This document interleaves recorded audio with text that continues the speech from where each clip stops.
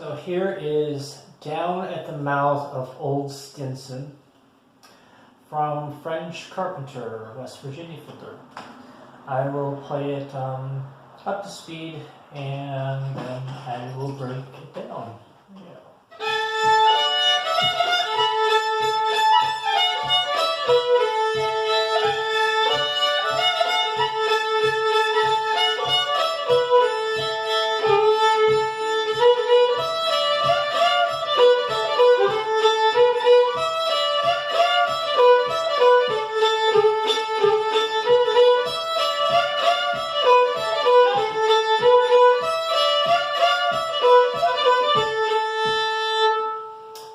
That's the whole tune. So it's a little crooked.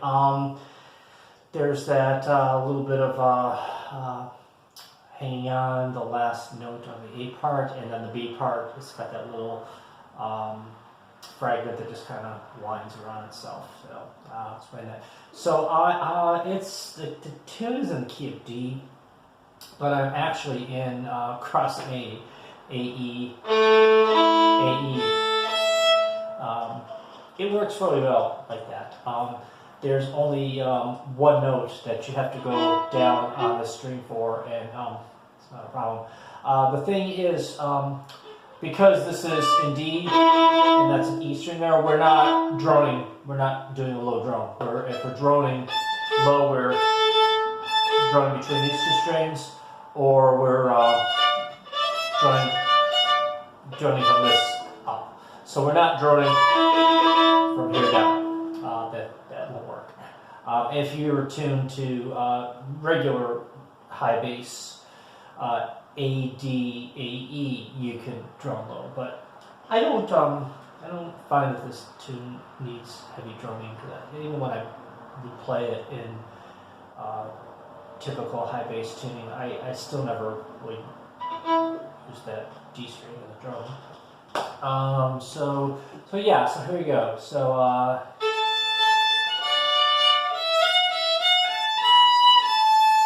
that's the first little opening bit.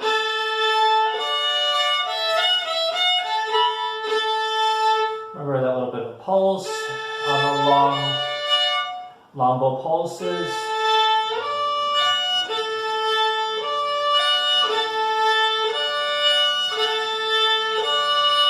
So there's a little bow speed in the second beat of that 1, 2, 1, 2, 1, 2, 1, 2. And then heading out from there, that little hammer on leading into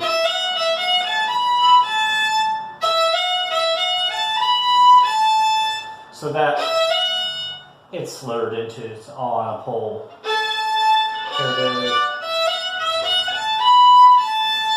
I sometimes do a little delayed fourth finger there, which is actually almost like another hammer-on. It's a style thing, so it goes like this. See? Same thing.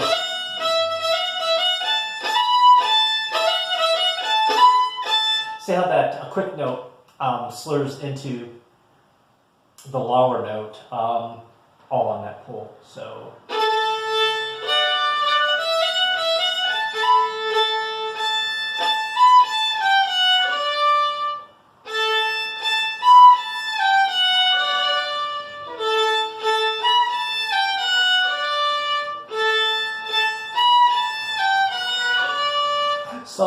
again, most of this tune is a saw stroke, where it's not saw stroke like there. It's a matter of slurring something, doing two notes on one bow, just to be back on a down bow to start that saw stroke pattern over again. Okay, so that's really the point of the slurs in this piece. They're not so much for the phrasing, as more to put us in our bow where we want to be.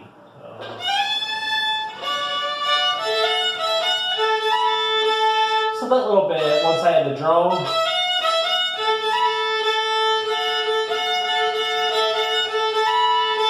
just that bit of a rocking. between the upper string and lower string.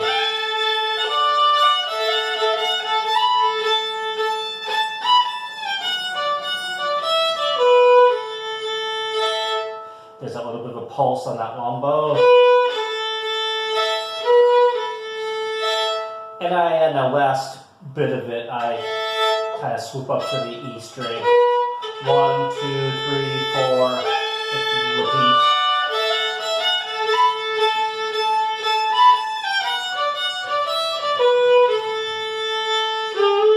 Now, on the second time of it, before I go in the B part, I don't come up on that E string. I don't think I do. That's mainly because I'm leading that direction for the repeat. But the B part begins there, so I'm not going. I mean, you can, I guess. I just don't think that I do. I say I don't think so because when I am getting into playing it, putting up to speed, I might. I mean, if you do, don't worry about it. But it's not like you necessarily have to practice that way. So A part, slow.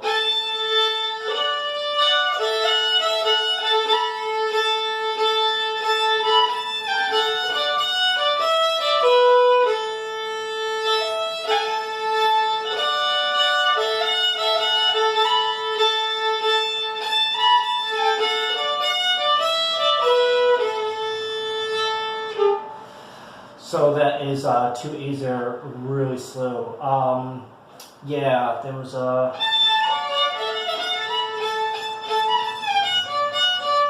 So it repeats there.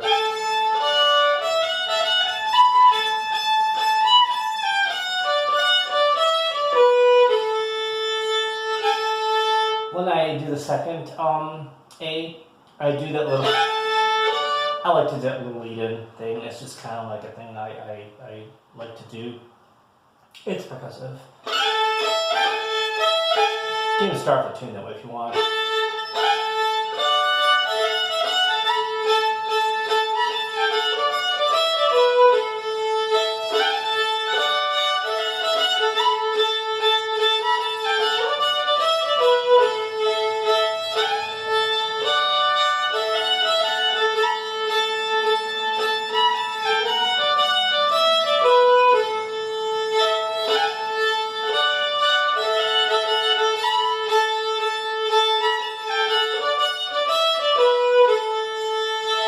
So that last note, 1, 1, 2, 3, or 1, 2, 3, 4. So it's 1, and then 1 and 3. 1, 1, 2, 3, or 1, 2, 3, 4, and it starts again.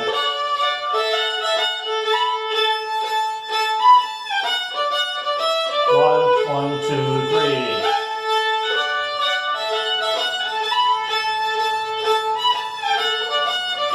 One, 2, 3. So, moving on to the B part then. So the B part, it mirrors the main bit or fragment of the B part mirrors that little bit in the A part, and it's this little bit. It's the same thing. Just down string. Now, I use an open string there. I mean, you can use a 4. It's the same thing. But I like to go. Remember, if you had an open string up here, you would do it there too. Okay, you can't. So you gotta use the 4. It's the same finger pattern.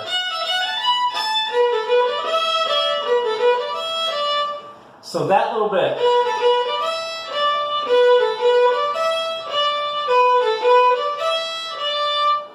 Is good too. It's a little minimalistic thing.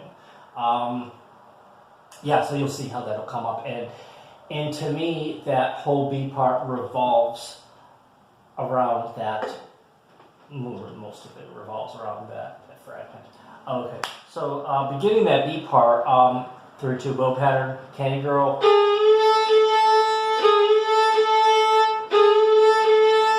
So 1, 2, 3, 4. down to, seems where I need to get into it.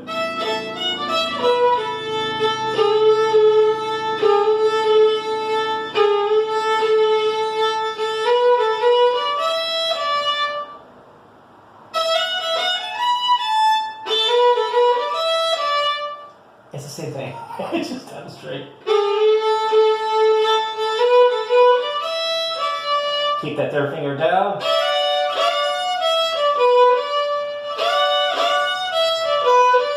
So it's that little hammer-on thing, and then the second one's a slide, or both of them are slides. It's just something little you're doing. I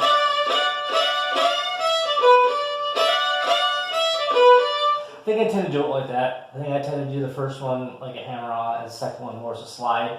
Keeping the third finger down. It's all between the third finger, that 3-1 finger pattern.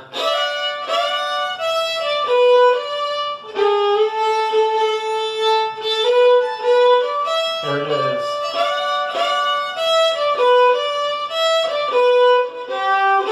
Sorry. So open 3-1, and here's that where that one note is on that E string I was mentioning. Low second finger. It's very quick when it's up to tempo.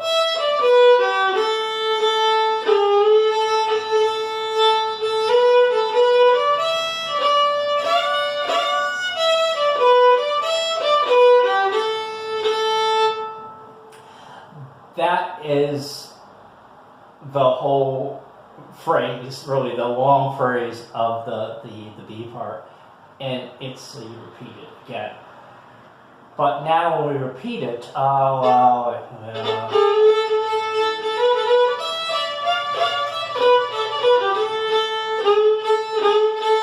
instead of, now it's, takes up the same amount of space.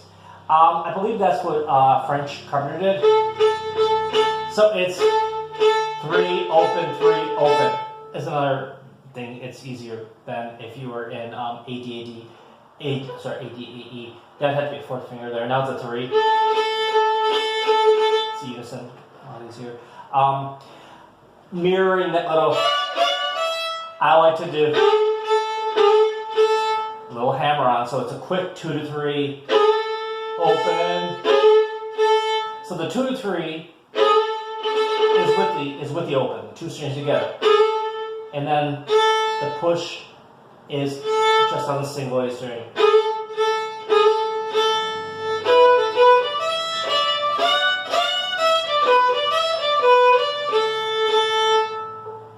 That repeats again. Beginning of the B part.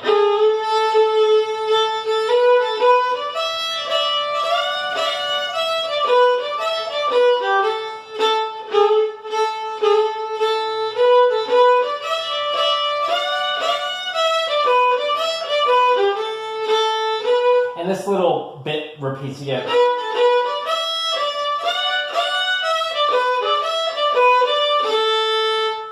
So notice the difference there. And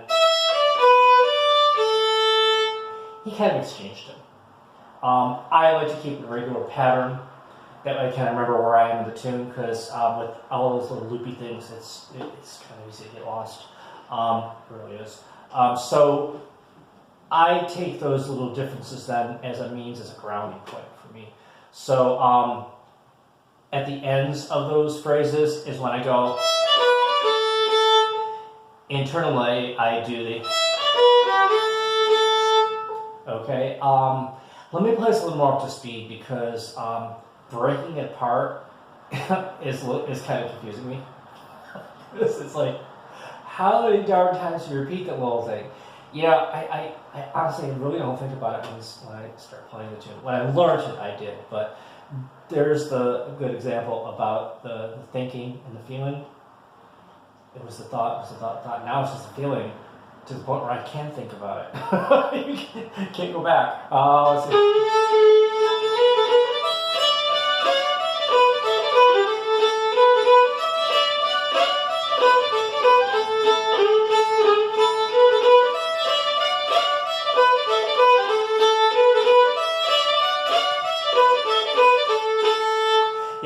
sure I did that wrong. It's just that little repeats again.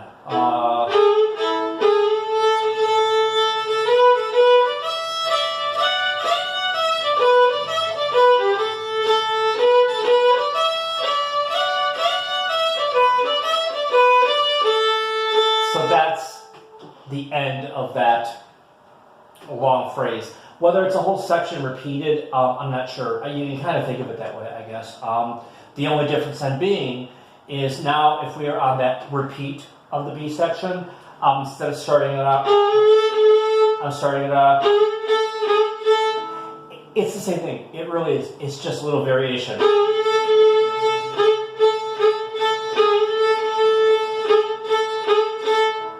Takes up the same amount of space. Okay, so yeah, that was a little different. So beginning the B part.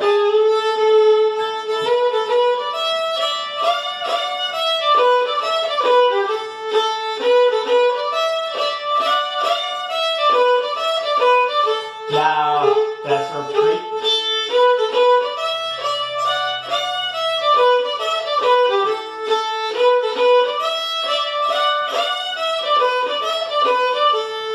And back to the beginning. Yeah, so that's the pattern of the B part. Let me see if I can take that apart a little slower, a little better. I mean, I guess you can go over this and get it. So starts off with that 3, 2, go around.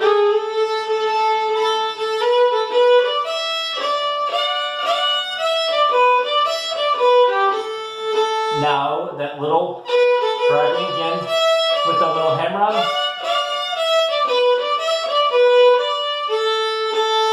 And that's the whole little bit. Okay, and then when it repeats, hammer on thing.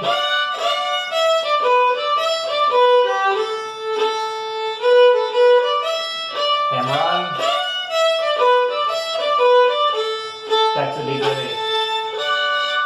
Yeah, so if you think about it in those little bits like that, I think it's less confusing. I think it is, because I mean, I reverted to something wrong just before I showed you that. I left out that other little pattern, and that little pattern, remember, as I said, a lot of it revolves around that. Here it is. Hammer on. Here's it again. Hammer on. There's the low. Oh, wait. First one is low, the second one I do high. Sorry, I think I reversed it. Hammer on. Low. Hammer on. And that's the high one, and then there's that little, again, little pattern. Hammer on. Low. Hammer on. And that was the high one. When I say high one, it's as opposed to going low there, as opposed to that's high. It's high. Yeah, that's it. So remember, you play the whole tune low too. There's just that one. There's little minor things there. So we don't have that low string, right? So it's all going to be.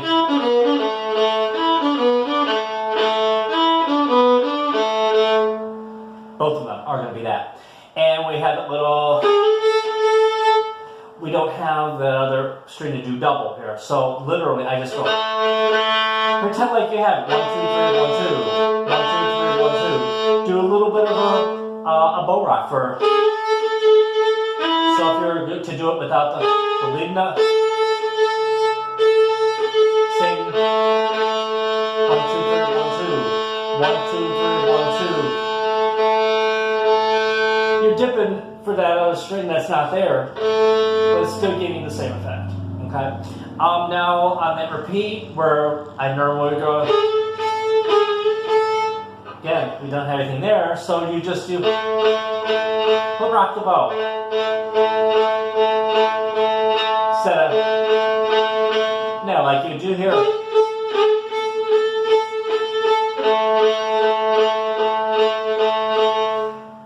have the string there, but you don't. Same bowing motion.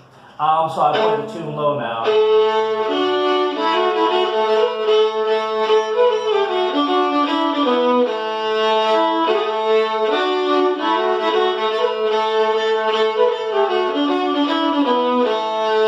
Here we go.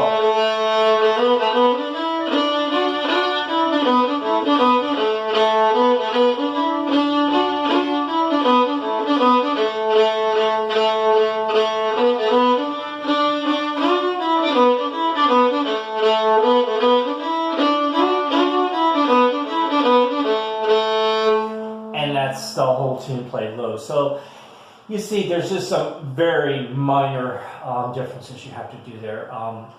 Really very minor. You know, like I said, you're staying. You're only doing the high one. You don't have this one. So staying on that. Instead of that, you know, that full 3/2 bow rock, you just kind of imitate it. 1, 2, 3, 1, 2. 1, 2, 3, 1, 2. 1, 2, 3, 1, 2. And then instead of the, you're staying on that low. I suppose you can graze that a little bit. I don't think I usually do though. Can rock the bow on. Can rock the bow on one string. Yeah, so I think that's it. I'll play the tune again once more. High up tempo.